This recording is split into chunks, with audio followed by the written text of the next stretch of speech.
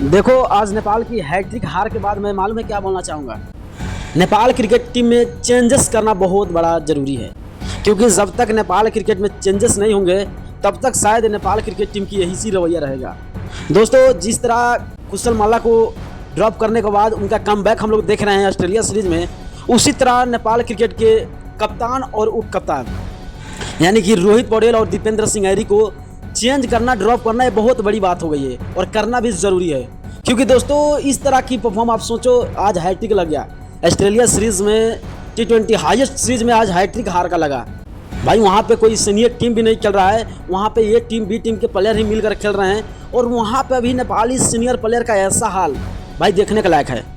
और गैर पूर्व जिम्मेवारी बैटिंग करना दीपेंद्र सिंह ऐरी और कप्तान रोहित पौडेल, मालूम नहीं है किस तरह की वो सोच के साथ में फील्ड पर उतर रहे हैं। और उतरने के बाद लगातार, यानी कि हमने सोचा था कि एक मैच में नहीं अच्छा हुआ, दूसरा में अच्छा हुआ, दूसरा में नहीं, तीसरा में, मगर तीसरा तो छोड़ो, लगातार ऐसा परफॉर्म कर रहा है कि मैं आपको क्या बताऊं। तो सबसे पहले जो टीम मैनेजमेंट है, एस्ट्रो लो की निगरानी में जो टीम मैनेजमेंट है, उनको सबसे पहले इन लोगों को ड्रॉप करना जरूरी है, तभी जाके नेपाल क्रिकेट टीम में कुछ हद तक बेहतर हो सकता है। तो आप लोगों का क्या राय है कि इन दोनों को टीम से ड्रॉप करना चाहिए या नहीं करना चाहिए?